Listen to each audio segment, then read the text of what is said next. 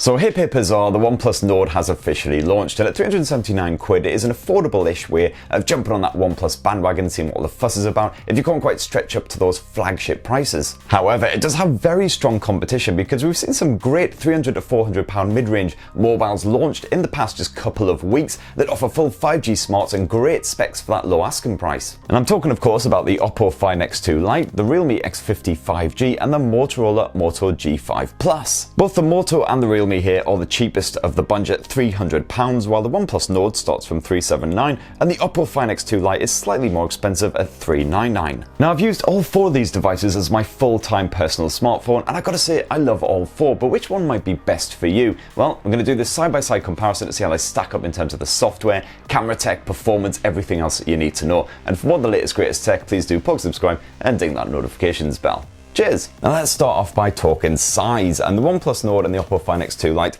are the dinkiest of the bunch at 6.4 inches. Still not exactly compact, they're still proper hand fillers. You've got the 6.57 inch Realme X50 5G, and then the absolute beast at the end is the 6.7 inch Motorola Moto G 5G Plus. That said, the Moto G 5G Plus also sports a 21:9 stretched aspect ratio as well, which means that it does actually fit pleasingly well in the hand. It's quite a tall bugger though, so you'll definitely struggle to reach up to the top end of that screen. But thankfully all four of these smartphones allow you to drag down that notifications bar from anywhere on the screen, so that definitely helps out with the old one-handed use. And here on the Realme X50 5G you also get a dedicated one-handed mode as well, which is definitely very useful if you find yourself trying to control an irate toddler or something like that while also playing around with apps. At least you've got pretty skinny bezels on all four of these smartphones though. As you can see, those displays pretty much stretch edge to edge. As you can see there though, the selfie camera arrangement is slightly different. You've actually got a dual selfie cam on 3 of the 4. It's only the Oppo Find X2 Lite that uses a dinky wee nipple notch, which is slightly less intrusive. And if you flip them on over, you'll see from the back ends they all look distinctly different as well. My favourite of the bunch is probably actually the OnePlus Nord. I really like this vibrant blue finish, although you can grab it in a more sedate onyx finish if you prefer those less vibrant hues. And I'm a really big fan of this forest green Realme X50 5G as well. You can also grab it in ice silver as well, which looks very sleek. And even better is the way that back end seems to shimmer as it catches the light as well. Throws off some really attractive patterns, very cool stuff. The Oppo Find X2 Lite looks perfectly smart and sleek as well. It's only available in black and white though, so slightly less exciting hues. And the Moto G 5G Plus is only available in this surfing blue. It's probably the least favourite of the four personally, at least, especially the square camera notch. I just find it's not quite as attractive as the lovely stretched, elongated effort on the other three. Now if you're, let's say, a bit of a butterfingers, you'll probably be best off with either the OnePlus, the Oppo or the Realme handsets, because they're all tougher than a gin-soaked Steven Seagal. You get a nice bit of Gorilla Glass 5 plate in front and back, so pretty hardy stuff. They don't scratch up very easily at all, and if you drop them, chances are, touch wood, they'll be alright. And in fact, the Nord and the X50 5G played extra safe because they've got a pre-installed screen protector around front as well. Unfortunately, the Motorola is the most susceptible to damage. It's constructed from plastic, so there's a few scratches there on the back end after just a week of use, and there's no pre-installed screen protector either. Although the good news is you do at least get a condom case bundled with all four of these smartphones, so you can just slap that on for a bit of extra protection. And all four of these blowers are water repellent as well, so they'll be fine if they get a bit of spatter, a bit of the inclement British weather which we all experience every single summertime, but definitely don't go dropping them in a sink or anything like that, because that will completely scupper them. So now on to security, and both the OnePlus Nord and the Oppo Find X2 Lite sport an in-display fingerprint sensor. As you can see there, just a quick tap of your thumb or finger and you're straight into your desktops. In the case of the Realme X50 5G and the Motorola Moto G 5G Plus, it's actually an edge-mounted fingerprint sensor, which is making a bit of a comeback in 2020. And again, nice and nippy and responsive. As you can see, just a quick tap and you're straight in. However, as you can see, Motorola has positioned that fingerprint sensor quite high up the phone as well, which is fine if you're using your right hand. Your thumb can just fall onto it quite naturally. But if you're using your left hand, I do find I have to sort of struggle to stretch up there and get it with my fingers. Now, both these smartphones also have face unlock as well. As you can see, it's nice and nippy on most of them. Literally just stick your face under it, press the power button, and occasionally on the Realme X50 5G you have to swipe for some reason, not really sure what that's all about, and boom, straight in. Alternatively, all four of them also support raise to wake, so literally when the phone is hibernating, just pick it up, scan for your mug, and you're straight in again. Now, all four of these smartphones, as you'd expect from 2020 handsets, rock the latest Android 10, but in very different guises. The Motorola Moto G 5G Plus will please anyone who's after just a stock Android experience. It's definitely only got a few little tweaks by Motorola, most obviously the Moto experiences, which they've slapped on there, which had a whole bunch of different shortcuts. So for instance, you can quickly activate the torch with a karate chop, all that kind of stuff. You've also got the power touch feature as well, which sounds like something straight out of the 80s, but it's not that exciting. It's basically just a little shortcuts bar that you can call up with a double tap that fingerprint sensor. The other three may look very similar from a quick glance, but you actually get a different overlay on each of them, which changes up the overall experience, adds some extra features.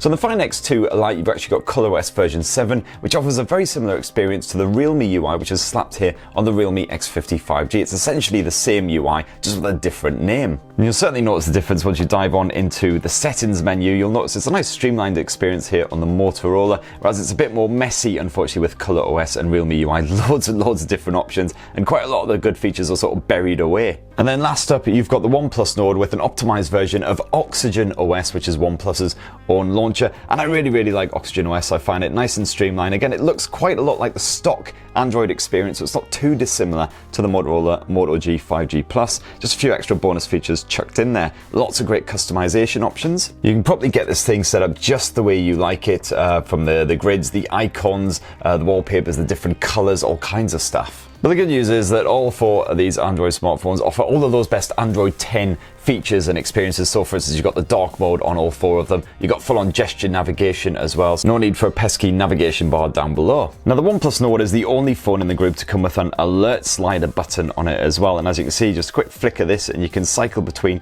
the different options: vibrate, silent, or full-on ring. So that's really handy if you're constantly dipping into meetings, something like that. You just want to silence your handset nice and quickly. And when we're talking buttons, in the case of the Moto G 5G Plus, this is the only one to sport a dedicated Google Assistant button. So just a quick push of that and up she pops. However, there are so many other ways of calling up the Google Assistant on all four of these smartphones. You can swipe up from the corner, for instance. You can swipe this way. You've got a little mic icon up there. You can just tap that. You can say this command, what is written right there, which I'm not going to say because I realize I do that on video a lot, and then I activate everyone's assistant and they get really annoyed with me. And the fact that you can't actually remap that button to another feature or app instead is kind of chuff and annoying. Now let's have a shifty at the display tech. And the Motorola and the Realme phones here have IPS screens, while the OnePlus and the Oppo handsets, which cost a bit more, offer an AMOLED upgrade. That's one of the reasons why they're more pricey. So those Nord and Find X2 Lite displays are super bright when you crank them up, perfect for outdoors use. Nice sharp contrast as well, and those colors really are punchy as anything. That said, the IPS panels on the Realme and the Motorola are solid for the price as well. They're reasonably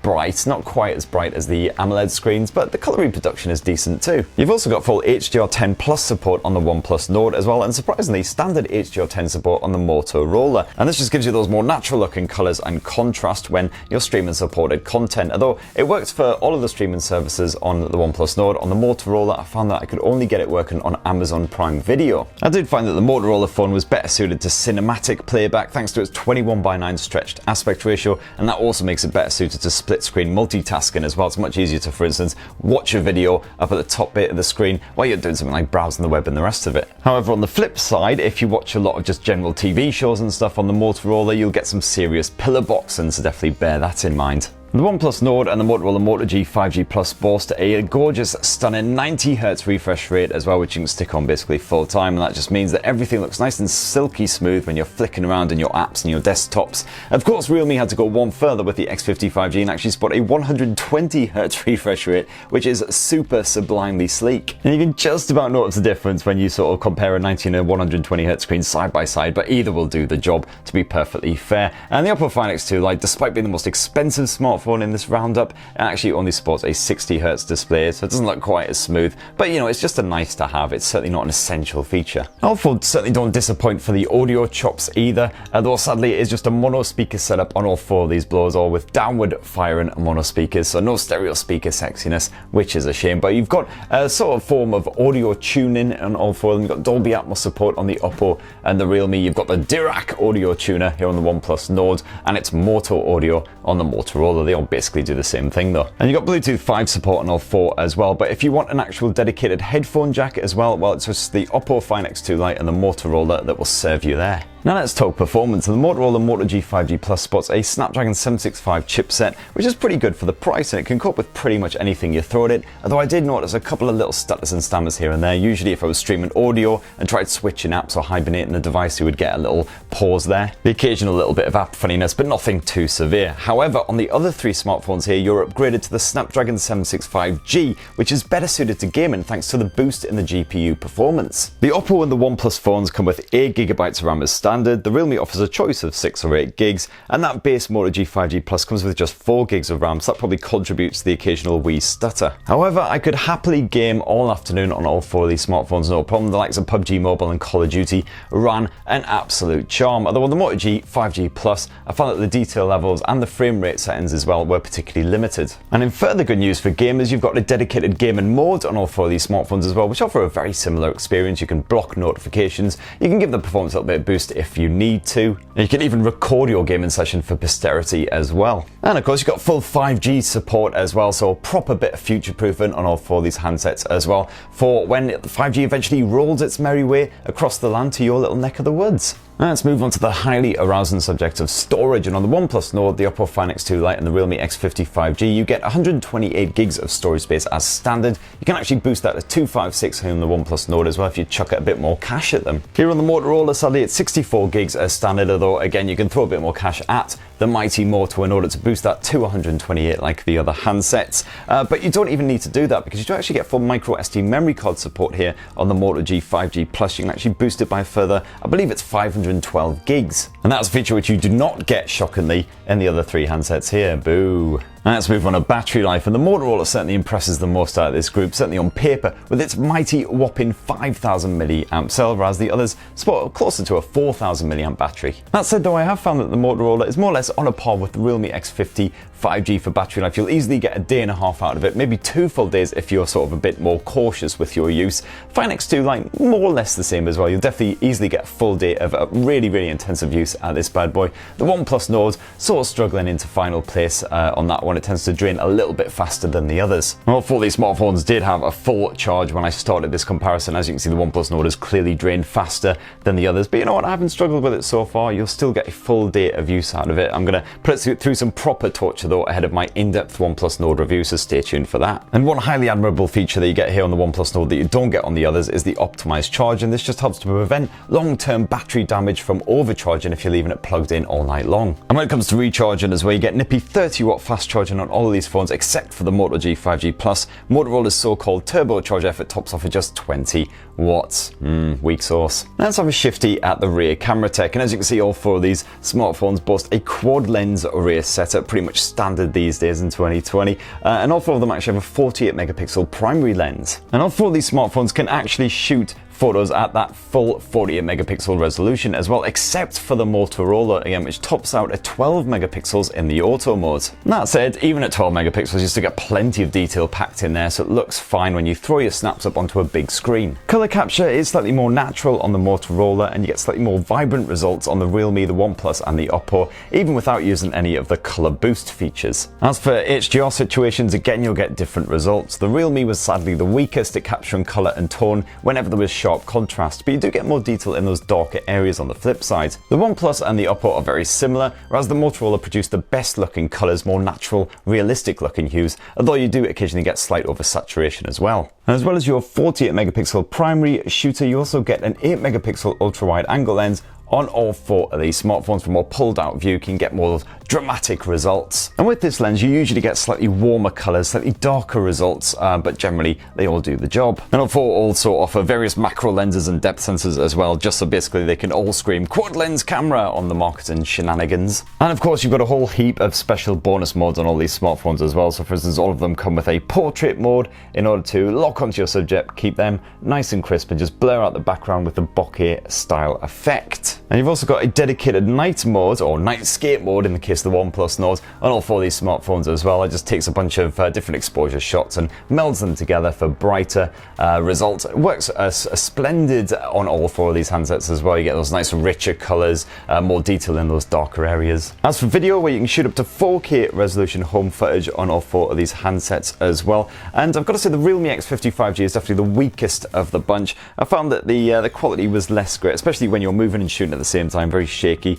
whereas the others generally cope fine with motion as you're recording. But all four definitely do the job as far as audio capture, all of that stuff goes. Now let's swap around to those front-facing selfie cameras, and here on the cheaper handsets, the Realme X50 5G and the Motorola Moto G 5G Plus, you get a 16 megapixel primary selfie snapper, whereas on the more expensive handsets, the OnePlus Nord and the Oppo Find X2 Lite, that's upgraded to a 32 megapixel effort. Here on the Realme X50 5G, it's actually backed up with a 2 megapixel depth sensor, so that helps to keep you nice and crisp in your portrait shots while blurring out the background. In the case of the Motorola and the OnePlus, you actually get an 8 megapixel ultra wide angle secondary lens instead. So as you can see, that can capture a load more background action if you're getting like a touristy selfie, or otherwise if you've got a whole bunch of friends, you want to cram your gorgeous faces in there, job done. And meanwhile, Oppo can't be asked to throw in a secondary lens, so you're basically just stuck with what you got. But in all four cases, you know what, if you do your bit of Instagrams or whatever, they'll capture nice, crisp, detailed looking selfies, reasonably good colours. You want to stay away from obviously harsh, bright lights and things like that, but you do have a bit of HDR smarts on all four of these as well. And so that right there is my full comparison between the OnePlus Nord, the Realme X50 5G, the Motorola Moto G 5G Plus, and the Oppo Find X2 Lite. As I say, all four smartphones are very, very solid indeed, offering great value for money. I would definitely be happy to have any of them stashed in my shorts full time. But which one is your own personal favourite? It'd be great to hear from you down in the comments below. And please do subscribe and ding that notifications bell for more on the latest and greatest tech. Cheers everyone, love you.